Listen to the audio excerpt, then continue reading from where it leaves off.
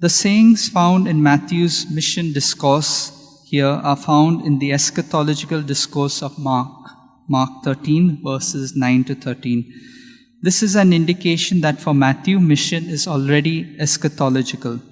The punishment which is referred to here is not random, but official punishment from members of organized authority. Even in this difficult situation, the disciples are offered encouragement.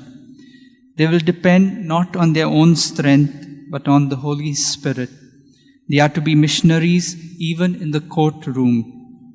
Their imprisonment and trial must be regarded as an opportunity to make mission known. Mission takes priority even over family ties. The affirmation of the coming of the Son of Man is probably meant to provide succor to the missionaries in their distress.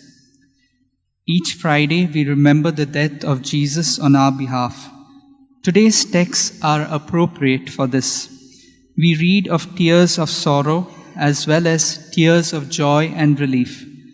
Joseph and Jacob weep over their long separation and final reunion. While it does not mention tears, today's gospel implies them as brother hands brother over to death, and children turn against parents and have them put to death.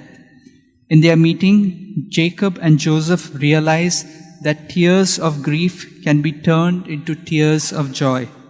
For as long as Joseph saw him, he flung himself on his elderly father's neck and wept a long time in his arms. When Jesus warns of family hostility and even of betrayal, he advises us to persevere with high hopes and grand ideals. We are not to avenge one betrayal with another, but trust completely in God's ideals of forgiveness and fidelity, and hold out till the end. Along the way, we are promised that we will be given what we are to say, for the Spirit will be speaking in you.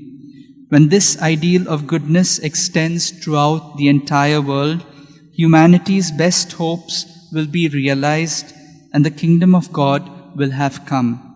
That like Jesus, I too may dedicate my life in building the kingdom of God. Let's pray for this grace for one another.